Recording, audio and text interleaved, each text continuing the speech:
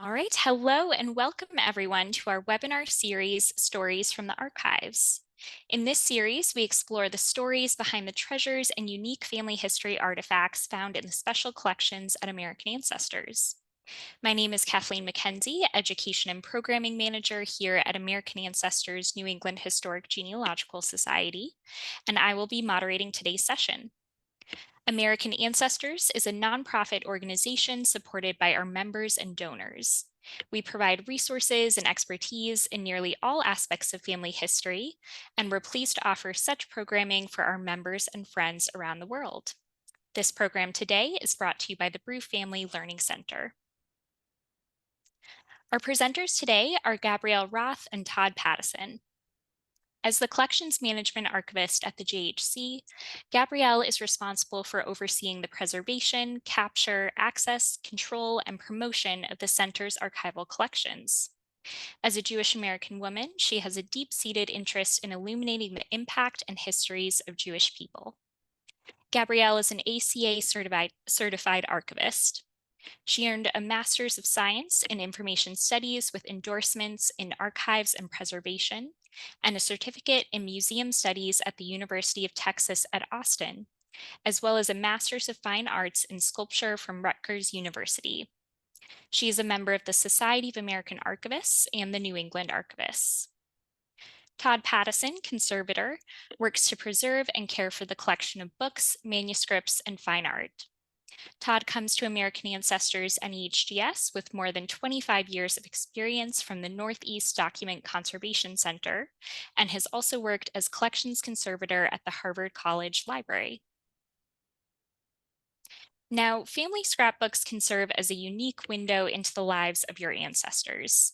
They often contain photographs, postcards, travel tickets, newspaper clippings, and other items that can help you uncover family stories that may have otherwise been lost. The treasures found in scrapbooks can also reveal genealogical details that can help fill in gaps in your family tree and break down brick walls. This session will look at several examples of scrapbooks held in the Wyner Family Jewish Heritage Center archives at American Ancestors. We will also provide tips on finding examples at other repositories and archives, and offer suggestions on how to preserve such items in your personal collection. Please note that there is no syllabus for today's webinar, but as always, it is being recorded, and the recording will be available later today to go back and review. All right, so we've got a lot to get to today. So without further ado, I'll turn things over to Gabrielle to start us off today. Thank you, Kathleen. I'm excited to be with you today and share stories from our archives. Today, I'm going to be sharing with you some of the different scrapbooks that we steward at the Wyner Jewish Heritage Center at American Ancestors, as well as some background on scrapbooks. Due to the condition of these examples and the difficulty of safely digitizing them, the examples that we will be showing today are only available for on-site appointments.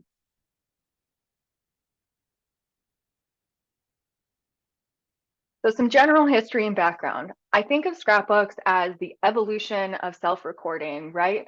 So these are items that we're putting together, and we've all seen some early images of self-recording in cave paintings or pictographs, and we understand them as some of the first attempts to record human activity all around the world. You can see here pictured is a pictograph called Newspaper Rock in Indian Creek State Park in San Juan County, Utah. It's etched in sandstone, and then that black color is a result of rainfall on the stone that was etched away, and then makes these very high contrast drawings. We believe that these drawings are somewhat over 2,000 years old, with drawings from BC until 1300 AD. This example has additions as late as the 1950s by an indigenous family that settled on the land in the early 1900s from New Mexico.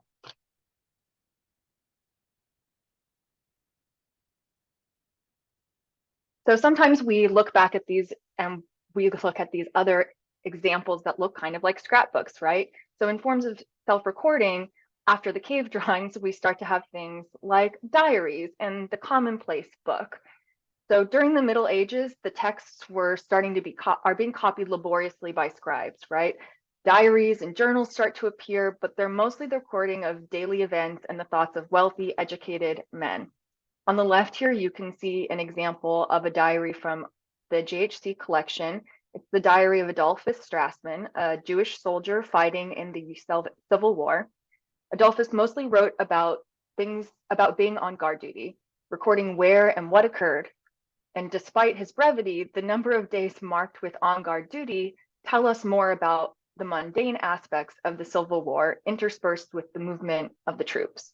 We don't really know how he felt or what he thought of the war that he was fighting in. These innermost thoughts are nowhere to be found in these pages. They simply record the day-to-day. In the Renaissance, we saw a period of great enlightenment. More people had access to written language, and they began to copy resonating content from scribed volumes into what we now call commonplace books, which is basically the Renaissance equivalent of a composition notebook or a bullet journal. These were guides. There were guides on proper note taking, and books were often organized thematically or by subject. And these were distinctly not diaries or journals, right? They sometimes held somebody's thoughts or reflections that pertained to the information that they were copying, but overall they were specifically just those sections that they were copying. On the right here, this commonplace book comprises of handwritten extracts from the readings of a clergyman. It includes recipes such as against setting of a cold about ye head and stomach, as well as recipes to prepare various colors, including sea russet, blood red, purple, etc. This is the commonplace book of Francis Dane from the R. Stanton Avery Special Collections at American Ancestors. The next thing that we think about are family Bibles, right? We're getting closer into this customization of text that exists. So in the 15th century, the Gutenberg movable type printing press was invented, and a lot more people had access to printed books. The most popular still is the Bible. And the recording of information about the family, their births, deaths, and marriage was often found in the pages of the Bibles. Some were printed even with pages specifically for recording this vital information, and some had spaces also for photographs. The example that you can see here is the James Richard Family Bible, which is from the American Ancestors Special Collections. The James Richards Family Bible contains family records of one of the early families who settled in Hartford, Connecticut. The family entries contain interesting details, including the place of birth, time, and the day of the week. And the most unique feature is a hand-drawn black coffin next to the family's death records that you can see pictured here. Now, putting the scrap in the scrapbook. So far, we're just looking at things that people were writing on. But then, you have the early 19th century invention of the industrial printing press, which led to a massive increase of printed materials. There's now cards, advertisements, prayer cards, postcards, entry tickets, and newspapers become mass circulated. People kept tokens of modernity. They started to take these little scraps and fill blank books with these personal items, diary entries, correspondence, drawings, paintings, and these printed tokens, creating a visual commonplace book using scraps. Some scrapbooks are very formal. They have strict organization and neatly contained items and captions, and some even have prompts. You have wedding albums, baby books, soldier service scrapbooks, and those are all different kinds of scrapbooks. Sometimes they follow themes, right? So you'll have a recipe album, a photo album, and then with the advent and accessibility of photography, the photo album gained popularity, right? So we start to see a bit of a shift from scraps of paper and written materials to also including photographs.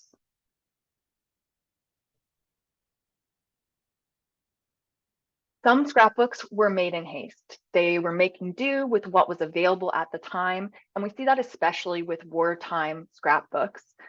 There was that mindset of recycling. Commonly, we see registers that, like you can see on the right, that were used as scrapbooks during the World War I and World War II era. World War II scrapbook to the left that you see here is from the Trowbridge papers, and the leaves are made from fabric scraps. You can see that they've been cut with pinking shears, and then they've been collaged with images from wartime magazines featuring the styles of the time juxtaposed with images of military planes and ships. And on the top, you can see that they even have a Gatling gun, which was a mounted gun during World War II that was aimed into an airway. So you kind of have this juxtaposition of everyday life and military. You know that this recording is very clear of what their life was like at that time, a very particular moment in time. All right, and now we're going to look at some family scrapbooks. So I want to start with the Golden Family Scrapbook. The JHC recently received a donation from a patron who resells vintage items. They had been on eBay and found this 1930, 1940s era scrapbook made by Helen Golden, which they purchased from, which the eBay seller had purchased from an estate sale. Upon noticing that the book contained many photographs of a single family with the names written below, the donor recognized that the genealogical value it may hold was important and it should be saved. After they attempted to locate the family to reunite the scrapbook, they gave it to the JHC as it had many Jewish names written below the photos. To make it useful, however, we will require a bit of research on our end. Who were these people? Who was this mystery family? The donor had been told by the eBay seller that the scrapbook came from a Jewish household. However, looking through this scrapbook, there were not any images that would cause me to think that this assumption was made on anything other than the names. There was no activities that were explicitly Jewish happening in any of the photographs. However, using the information on many of the pages, I did confirm that the book was made by Helen Golden, who's heavily featured in photos with an array of friends of family, and that her family resided in the larger Boston area, possibly in Milford and Revere. She had an older sister named Alice, though it's unclear what her parents' names were. As you can see, they're noted as Mom and Pop throughout the album. From the images in the album, we know that Helen had an active social life. She was in a club called the Wellows, as you can see here, as a young teen, and was often out on outings with friends. Like many Jewish families in the early 20th century, the Goldens and friends visited Old Orchard Beach in Maine and Nantasket Beach in Hull, Massachusetts in the summers. One of the more interesting things that is revealed in Helen's album is how her relationships matured. From school portraits and girlish snapshots of posing at the beach, to images of happy newlyweds and friends' children, her aging parents, men in military uniforms and serving abroad, the photograph labels end about 3/4 of the way through the album. It's unclear if Helen had a partner or if she stayed to care for her family. What is clear is that the family was very close and that Helen and her sister enjoyed a very good life. Their happiness is evidence of their family's American dream. And with more research, we hope to learn more about Helen and the Golden family. And now we'll be looking at some scrapbooks that are records of personal legacy. This is a bereavement scrapbook for the late Nathan Isaacs from the JHC's Davis and Isaacs collection, which was donated in 2007 by Paul Wititsky, and an addendum was made in 2018 by Marja McKee. Nathan Isaacs was born in Cincinnati in 1886. He was the fourth of 11 children born to Abraham and Rose Isaacs. They were an influential Jewish family descended from the Grand Rabbi Lieberman of Frankfurt and Rabbi Aaron Zebi Friedman. In 1912, Nathan married Ella Davis, who was the daughter of Charles and Ida Davis. They had one child, Carol, before moving to Cambridge, Massachusetts in 1924. They were both important actors in the local Jewish community. Ella was a life member of Hadassah, the Builders of Congregation of Young Israel in Brookline, Beth Israel Hospital Women's Auxiliary, the Daughters of Israel, and the Ladies Auxiliary of the Maimonides Educational Institute. New England Women's Association of the Hebrew College was founded at her home in March of 1931, and as such, she was an honorary vice president and permanent member of the board of directors. Nathan was an active member of the Jewish community of Boston, a distinguished legal scholar and a professor of business law at Harvard. Nathan was known to be a great source of support and knowledge to his students as well as others. He opened the doors to his home to any student or person at the university who felt they needed a place to go on the Sabbath. And his death in 1941 left his community deeply sad. This scrapbook, made by Ella and Carol after his passing to record the impact of his life on the world, is quite beautiful. You can see here that the bereavement scrapbook dutifully records the response to Nathan's death. It opens with the eulogy on the previous page, followed by pages of press clippings gathered by a third-party company from newspapers around the United States and obituary articles. The use of a third-party press clipping company displays the importance that they felt in documenting this loss, and also a bit of their privilege, right? Perhaps in effort to process their personal grief, they were thorough documentarians, and that is evidenced in this scrapbook. They gathered private articles regarding the loss, additional eulogies and notes from speakers at the memorial service, as well as telegrams and sympathy notes that they received. The Nathan Isaacs bereavement content fills over 200 pages. That's 4 inches of paper, and is just one of the many insightful items in the Davis and Isaacs family collection at the JHC. Another recent donation to the JHC's collection were the Berman Greenblatt family papers, donated by Sheila Berman, Reva's daughter, earlier this year. Amongst the papers and photographs was the scrapbook made by Reva Greenblatt Berman. According to Reva's accomplishments and world, this is sometimes called an all about me scrapbook. This style of scrapbook is generally made to pass down in the family so that future generations will be able to answer questions about who their ancestors were through stories and pictures, things beyond vital data. An All About Me scrapbook is a wonderful window into the inner minds of those who came before us. As you can see here, Reva's begins with a news clipping about the wedding of her sister, where she was the train bearer, and culminates in pages about her experiences at university. Reva Greenblatt was born on February 1st, 1929 in Bath, Maine, the daughter of Solomon Greenblatt and Goldie Kietsky Greenblatt. She graduated from Morse High School in Bath, Maine as the valedictorian in 1946. Reva's scrapbook captures the pride that she felt in her accomplishments in high school. Despite the disruption of World War II, both in its impact to the Jewish community as well as sending her classmates abroad to fight, she included multiple clippings about her academic achievements, as well as a copy of her speech as the valedictorian, capturing the thoughts of her young mind as they entered into a very different post-war world. She attended Gorham State Teachers College for 2 years and transferred to the University of Maine at Orono, where she received a BS in secondary education.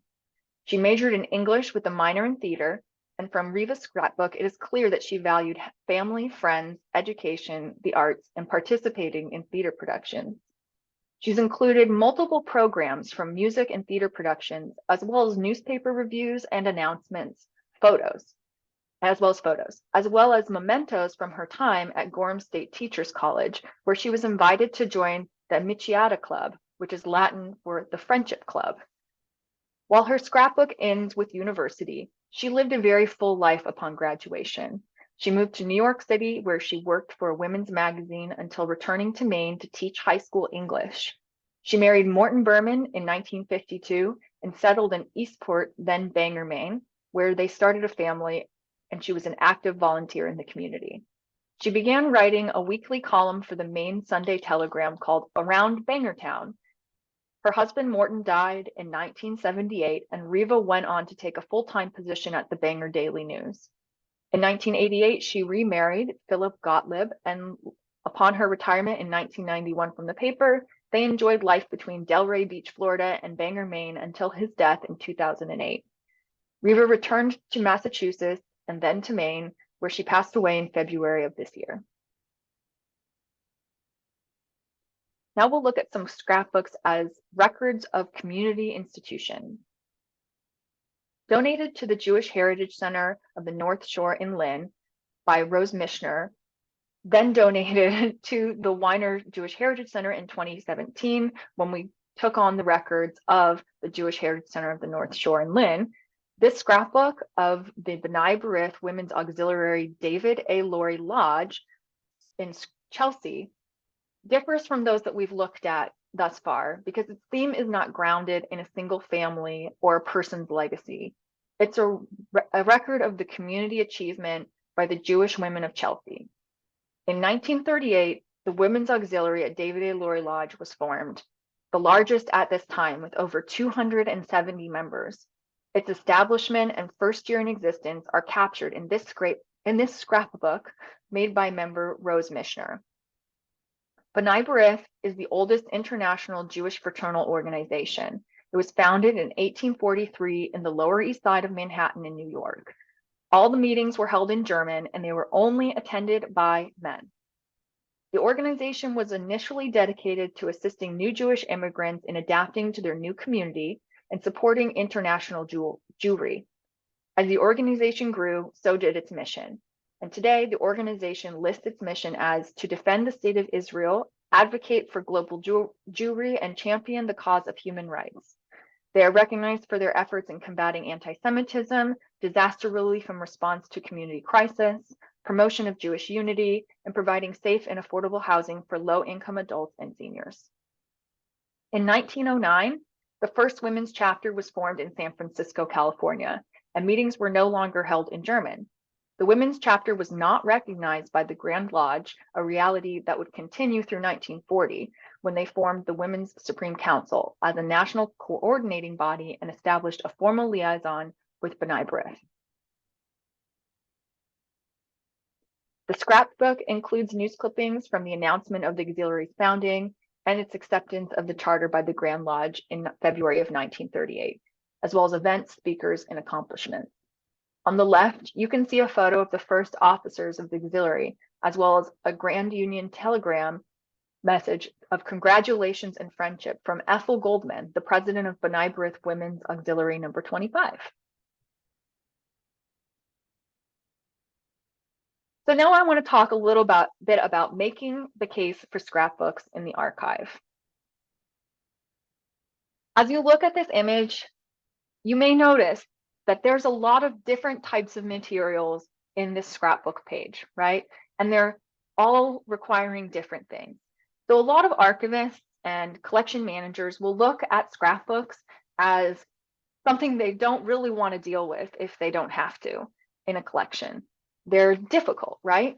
But I want to make this statement that, and the argument that scrapbooks are a very important part of the archive because they're not just scraps of information in a folder that is organized by an archivist, right? They're information that people put together as primary sources that reflect their own life. So they're autobiographical and they also have a function for that person, right? They become more than just pieces of paper. They become an object, an artifact of your family. And so if we approach them as we do any other paper record, we're not exactly being fair to the importance of the object, right? Because it's not just a set of organized records. It's so much more than that. However, the preservation issues, as Todd will tell you in a few moments, are very, very real. So sometimes we have to remove them from their binding. But either way, as long as they are maintained and that the items are maintained as they're separated, I still think that scrapbooks in the archive are very important and they should be held on to for as long as possible and preserved as is, as they can be.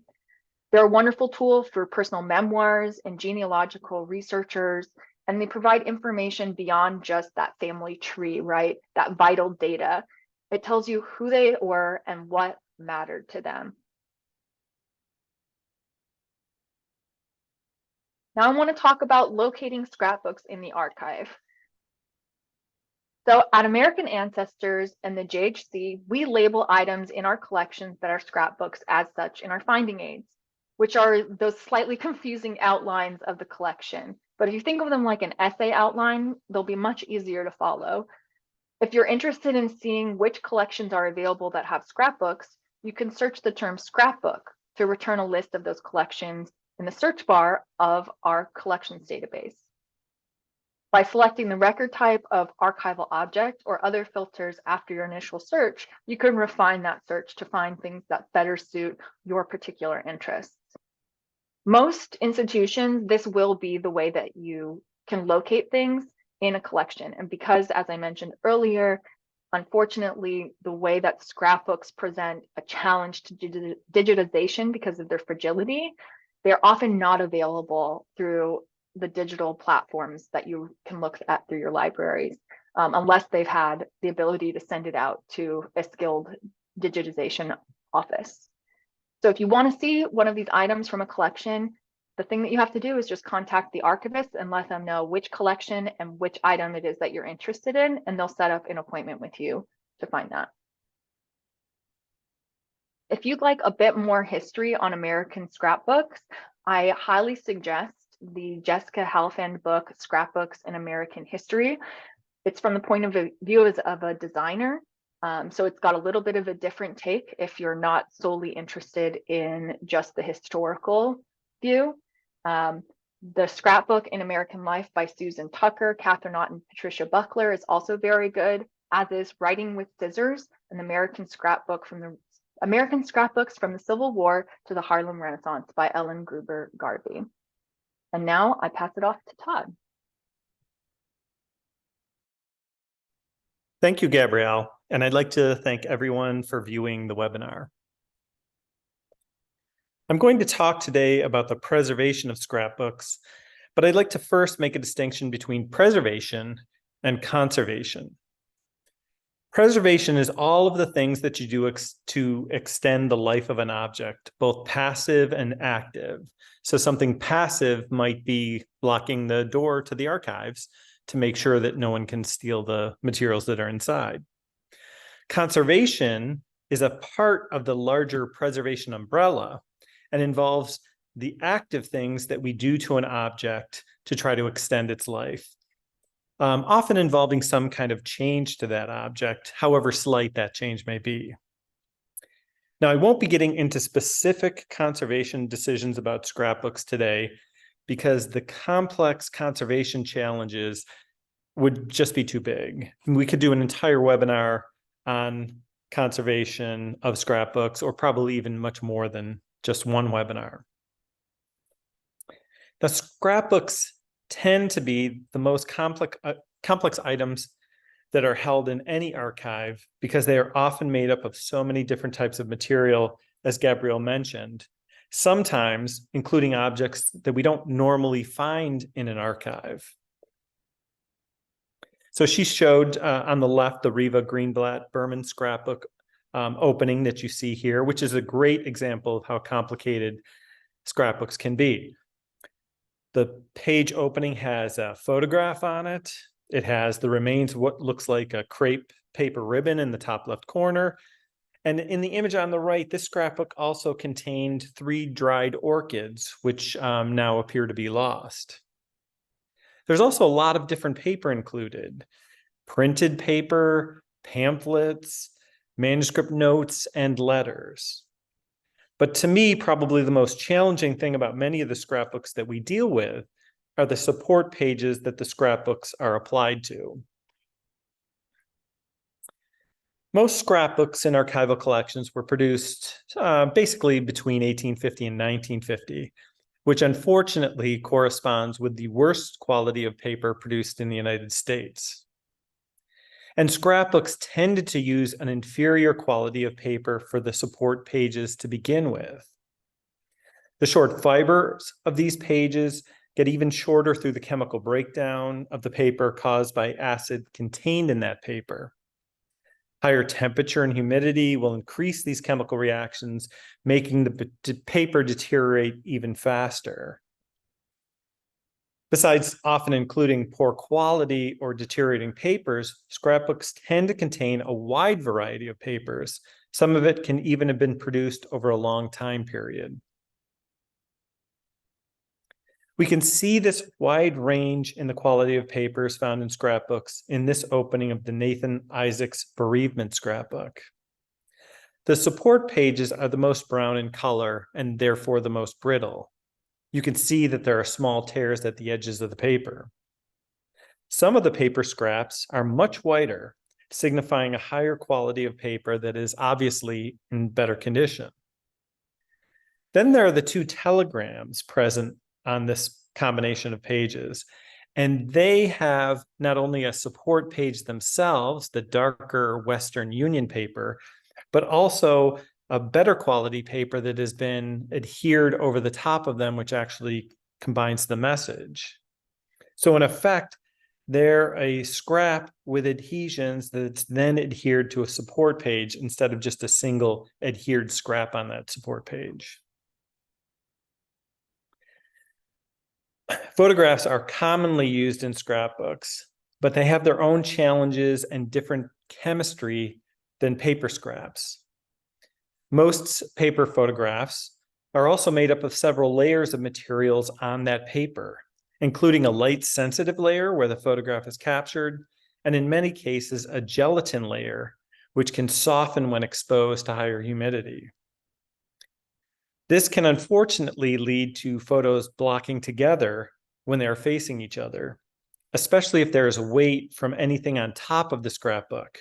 For instance, if we put a bunch of scrapbooks, especially heavy scrapbooks, in a stack. On the right-hand side of this image, there's a missing photograph, which we might assume was removed from the scrapbook, but instead it actually fell victim to the photos blocking together. The back of a photo is visible on the right of this slide that is stuck to a facing photograph. On the left is the space where it has pulled off of that facing page. Now, it can be important to interleave between these pages, so the photographs don't stick together, and to create a barrier between the chemistry of the photograph and any other object that they might otherwise be in direct contact with. Now, interleaving can be added with a quality paper that has passed the photo activity test, which means that it won't change the chemistry of the photo or affect it over time. This paper doesn't have to be an exact size of the support pages in order to be effective. And this interleaving can also help when a scrapbook has overlapping materials, as we see in this next slide. Larger scraps were often put into smaller scrapbooks by folding them to fit, or sometimes folded papers are put in the way that they're folded. If too many folded items are added to a binding, they can stress the spine, and the folded objects, especially fragile ones, can be damaged as they are open to view them. While the overlap here doesn't really look like much of a problem, once those folded objects are opened, you get a better sense of how challenging it can be to capture the information. This now looks a lot more complicated, and I think it is a good example of how imaging or scanning would be a problem in this instance. These objects are all attached using adhesives, but there can be a variety of ways that objects can be put into scrapbooks. So one of the materials that can be used to attach scraps to a scrapbook are metal fasteners. In this case, a paper clip, which is probably the most common metal fastener that you find in scrapbooks. Now, it is true that most items have been put into scrapbooks with adhesives, which can vary quite a bit in their quality. And pressure-sensitive tapes have also been used to adhere scraps, and sometimes material that has started to fall out of a scrapbook has been reattached with tape. Now, one of the main problems with the metal fasteners is that they can rust when exposed to higher humidity. So in this slide, we see two paper clips that are both rusting, and they're staining the paper that they come in contact with and should be removed. But you only want to remove them after there is a plan on what is going to be done with that loose paper after removal. because it can be then divorced from the scrapbook and you can lose the connection to it. Now, the paper clips in this case can be removed fairly easily, except for the fragile nature of the paper that they are in contact with, which can make it much more challenging. Still, in most instances, they are easier to remove than any other attachment method. On the left, we have a scrap that was applied with an adhesive, and you can see the outlines of that adhesive in brown. And on the right, an envelope that was attached with tape. In both instances, the adhesive used has discolored and stained the pages. But it is not only the kinds of scraps and how they're attached to the support pages that lead to damage. The bindings themselves of many of these scrapbooks are also problematic. Here are a variety of scrapbooks from the collection that use different means of attaching the support pages to each other and also to the binding. There's a traditional leather binding. String using holes near the spine edge of the support pages is also visible on the far right-hand side. And some of the scrapbooks in this photo use metal screw posts or other metal fasteners the same way through a couple of holes. The one thing that they all have in common is restricting the movement of the support pages and the opening of the volume. It is the nature of these restrictive openings in combination with the poor quality paper that creates the most damage. The Riva Greenblatt Berman scrapbook, which we saw earlier, uses metal rings through 2 punched holes of all the support pages. Over time, this puts stress at these 2 points of attachment, and the weak paper can tear, as you can clearly see in the right-hand image where one of the support pages has now become detached. At least with these tied or metal ring bindings, the damage is usually minimized to these small areas, which is not true of some of the overall restrictive openings. This is an example of what happens when an overall restrictive opening is combined with brittle pages. They tend to break near the spine edge, and then the break cascades onto the following pages. Now, how we store materials impacts how long they will last, as increased levels of heat and humidity speed up the chemical reactions that are causing this deterioration. The best storage conditions include stable temperature and humidity. We like to suggest in the range of 70 degrees Fahrenheit and 30 to 50% humidity. A lower temperature is better, but it has to be stable, as these organic materials can slightly expand or contract with changes in the temperature and humidity, which will lead to mechanical damage. In terms of the humidity, those are ranges that you want to stay within. You don't want to go below that because you'll dry your objects out. You don't want to go above 50% because then you can start to have problems with high humidity, including possible mold growth. Now, light can also speed up chemical reactions as it contains energy. So storing materials in the dark is better, or at the very least, try to limit the most damaging part of the light spectrum, which is the ultraviolet part of the spectrum. Don't store scrapbooks in areas of your home that don't tend to have the best environmental conditions, like attics, which tend to be hot, basements, which tend to be too humid, or garages, which might not have any environmental controls at all. Normally, if your scrapbooks are stored in your living areas, you are more likely to notice if there are changes in the environment, if it gets too hot, if it feels too humid, and then you can address that environment more quickly. Boxing is one of the best things you can possibly do to protect scrapbooks. I'm a big believer in boxing. People often think about boxing fragile items, but to me, I think it is just as important to box objects that are in good condition because you want to maintain those objects in that good condition. The most important thing for any box is that it fits precisely. If objects can move around inside a box, then they can get damaged. Boxes can also let other people know that you value something and you want to do something to protect that object. So it sends a signal to somebody else. And hopefully they'll be more careful with that object. And it's important to label your boxes so that you won't need to open them just to find out what the contents are.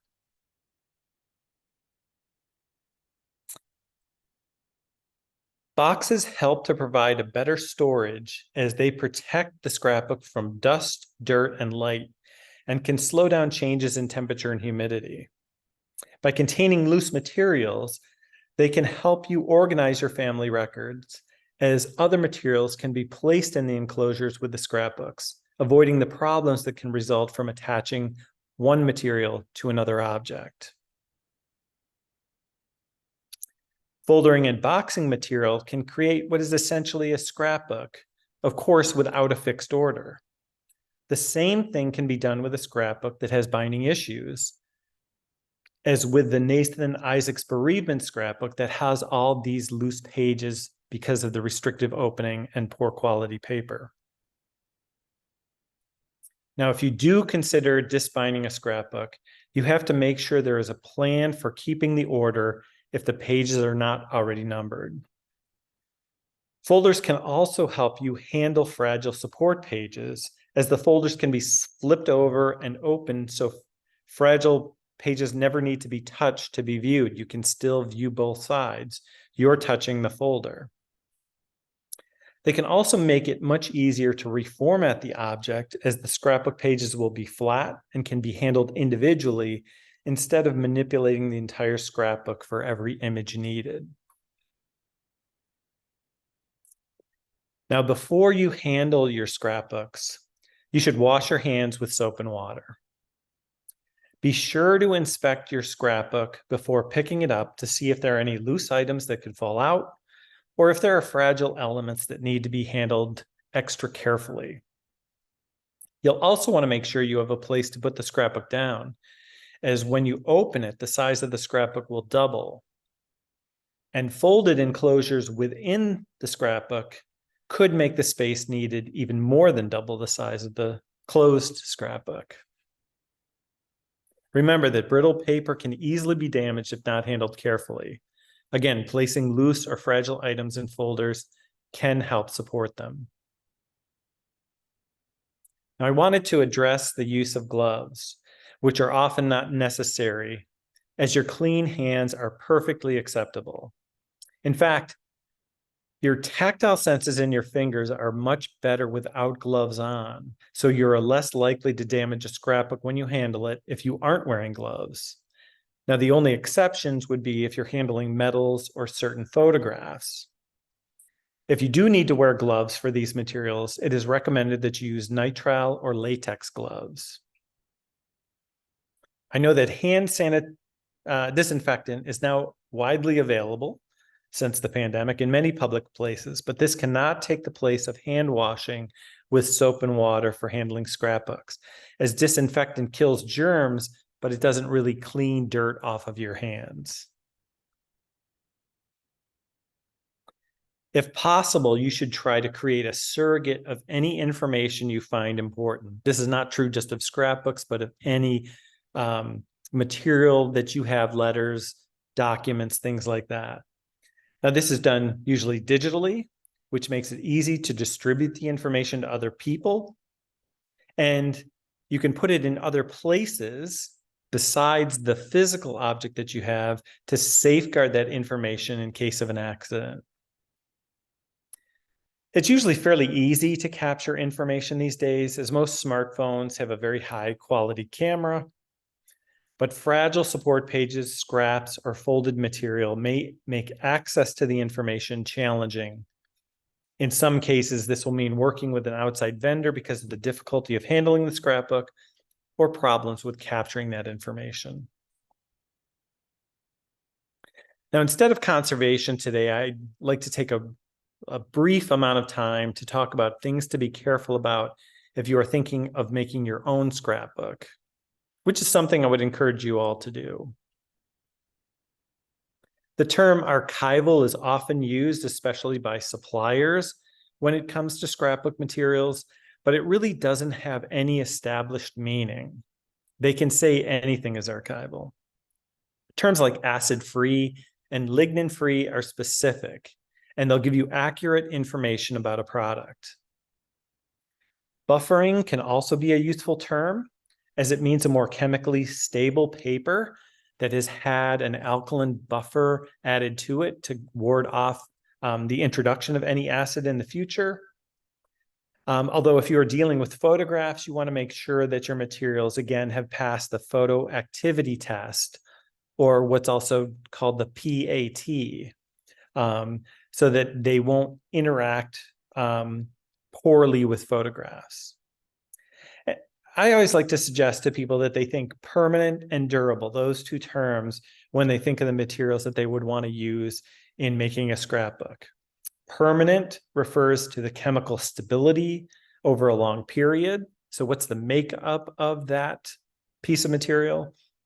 While durable means that it has initial strength and should hold up well over time. So there are many commercially available scrapbooks, but you need to consider them carefully to ensure that they will not cause damage over the long term to any items that you put in them. Again, I'm just going to repeat, look for permanent durable paper, boards, adhesives, covering materials. That first choice that you might make in making a scrapbook is a critical one. Avoid anything that's a peel and stick, as the adhesive used is basically a pressure sensitive one that's going to deteriorate over time. And it deteriorates in two ways. It discolors and it also stops sticking. So things will then become loose. Also avoid the so-called magnetic albums, which I have one that my mother kindly put together of me when I was a teenager, and it's deteriorating. There's nothing really magnetic about them, as they rely on the same adhesives as pressure-sensitive tape, and so they also will discolor and fail over time. Instead of attaching your objects directly to a support page, you can consider using photo corners, as some of the photographs in the Golden family scrapbook were done using. These allow photos to be removed to inspect the back, because sometimes people wrote on the back, especially if they didn't write on the front who the people were. In case you want to reformat them, you can reformat just the individual photographs along with the scrapbook page as a whole. Or just in case you want to remove the photographs for another use, to use in an exhibit, to ask somebody a question about.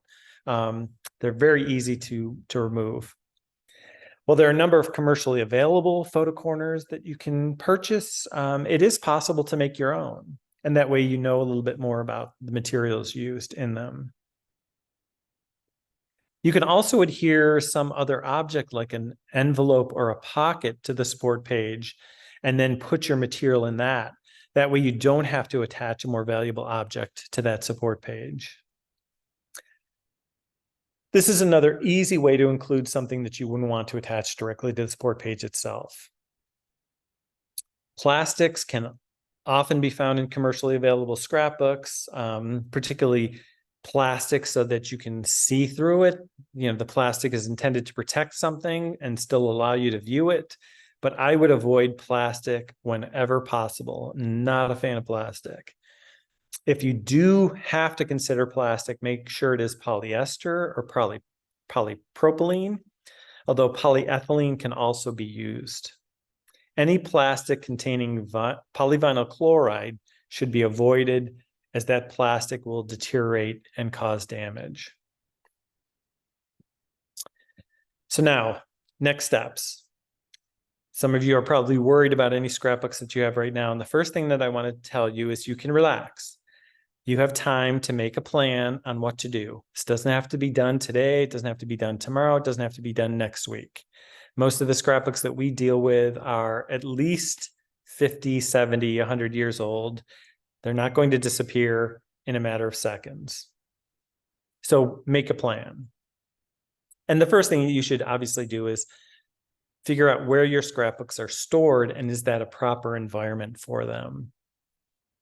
Now, if you can, try to reformat your scrapbooks, share them with other people, share the digital files someplace away from the physical object so that if something happens to one or the other, you still have the other thing as a backup.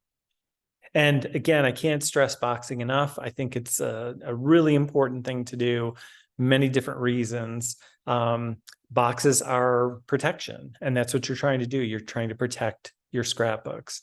And then monitor your environment. Try to make sure that you're getting a stable environment. You're not getting swings during the shoulder seasons of spring and fall, that you're not getting high humidity, that it's not hot wherever you're storing your scrapbook. And remember that you can always reach out to someone else for help. There are professional conservators who deal with questions about preservation and conservation of items in your collection. So don't be afraid to reach out to someone. In fact, the professional organization for conservators in the United States is the American Institute for Conservation. They have a Find a Conservator page on their website in which you can put in your zip code and the type of specialty that you want. So for a scrapbook, you're looking for a book and paper conservator, and they will give you a list of people in your geographic area. Now, the geographic area might be rather large. There aren't tons of conservators in the United States, but at least it will give you a place to start that you can look to. So thank you. And I think we have time for questions. Thank you so much, Gabrielle and Todd. That was a great presentation. Always really nice to shed some light on specific items from our collections and to learn more about how we can all preserve these items in our own collections as well. So we have a lot of great questions coming in. If you have questions, do type them into the Q&A panel found at the bottom of your screen, and we'll get to as many as we can. So first here, Todd, we have a question that I'll turn to you. So we have someone who says, if you put your scrapbooks in boxes, what is the best way to store those boxes? On a bookshelf or in a cabinet? And can you stack those boxes on top of each other? And this person has a number of family scrapbooks dating back to before the Civil War. So I would not stack boxes on top of each other if I could get away with it. If I had to stack boxes, I would probably not want to stack them more than 3 high. Is a best practice, because the higher you go with the stack, you're introducing more weight on the tops of the scrapbooks. And you can also get a height that they might topple over. And even though they're in a box, they could still possibly get damaged. Now you can put scrapbooks, box scrapbooks on shelves, sometimes the same way you would a book. You could stand it upright as long as the scrapbook itself is fairly stable. You wouldn't want to stand something upright if it had brittle paper or anything like that. You could instead lay that scrapbook in its box down flat. So I hope that answers your question. Great, thank you, Todd. Now, Gabrielle, you had showed that great scrapbook that was from an organization, and it seems like that would be kind of a great resource for people to learn more about their ancestors if they could find scrapbooks for organizations and clubs in archives that might contain photos or information about their ancestors. Can you let us know a little bit more about what sorts of organizations might have created those scrapbooks so that people could maybe go out and find a scrapbook that contains their ancestor? Absolutely. So when we're thinking about organizations that might have made scrapbooks that might contain lists of membership or so forth, you're going to want to look at community organizations. Was your ancestor living in a certain area and they held a certain belief, or they were part of a specific religious community? You might want to go directly to those resources and see if they have membership scrapbooks, if they have member lists, ledgers that list people who gave money each year to events of donations.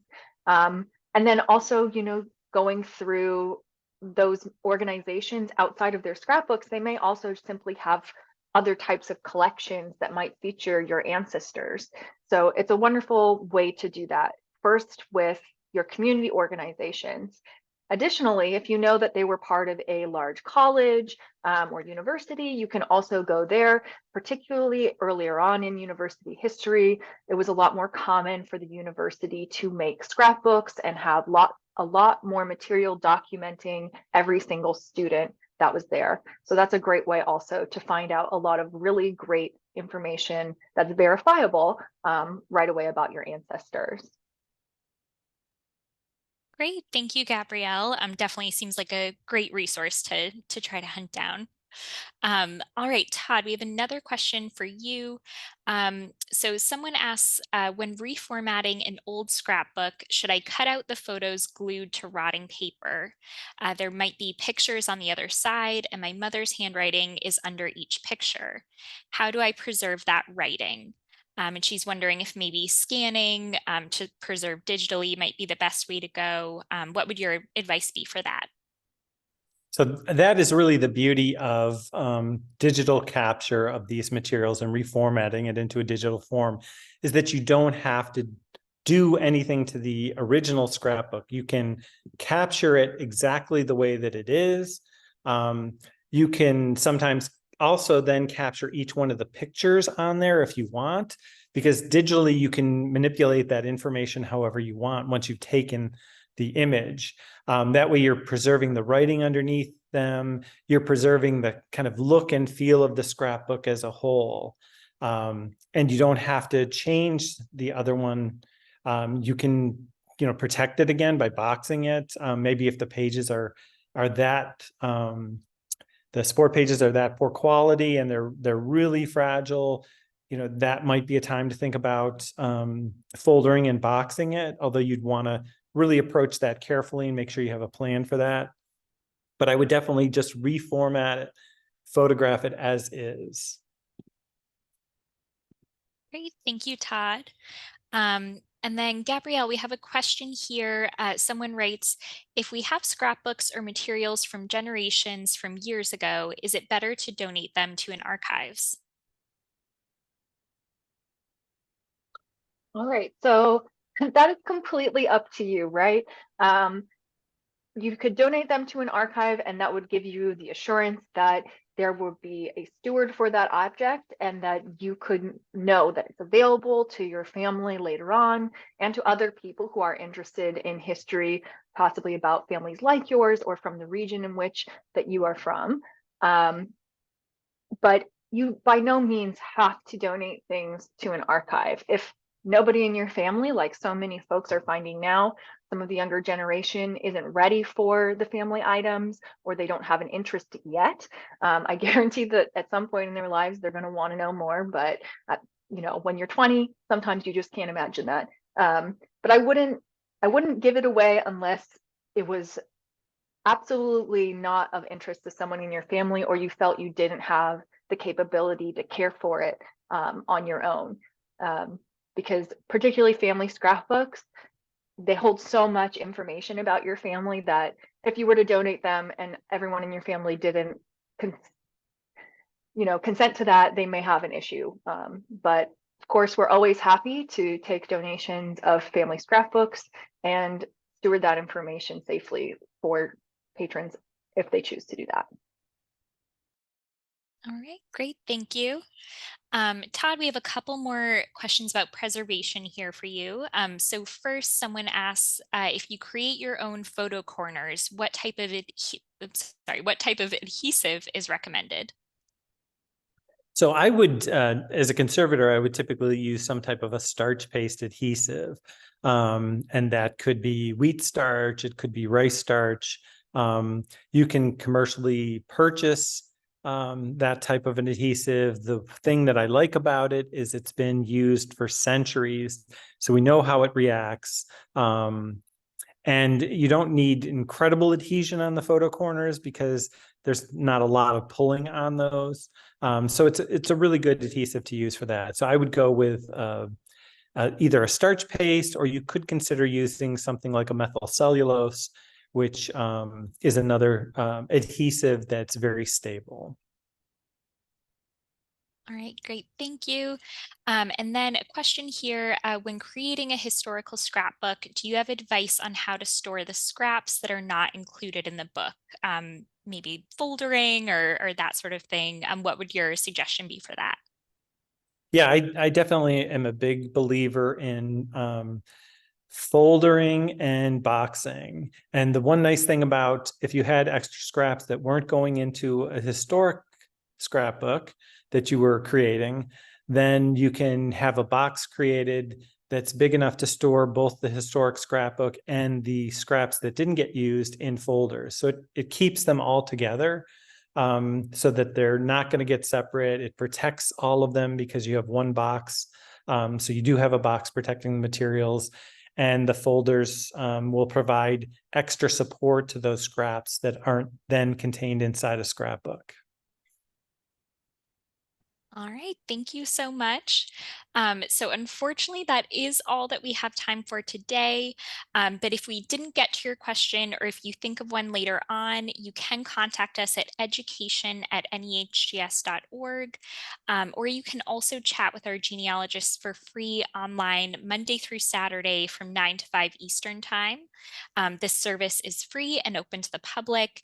So I definitely recommend checking that out. It can be accessed at americanancestors.org/chat. Gabrielle has also mentioned that she's happy to take any questions you might have about the JHC collections or the scrapbooks in their collections. And you can find her email on the event page for today.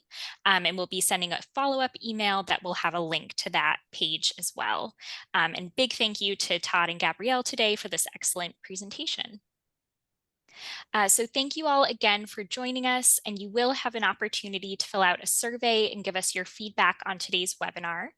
As we continue to expand our webinars and online offerings, any feedback you have is very helpful and appreciated. This free webinar was made possible by the generous support of our members and friends around the world. Please consider making a gift to American Ancestors to help keep these programs free and to create more. If you'd like to access more how-to resources or learn about upcoming online educational programs, please visit our online learning center at americanancestors.org/education. Thank you again, and I hope to see you at our online programs in the future. Goodbye for now.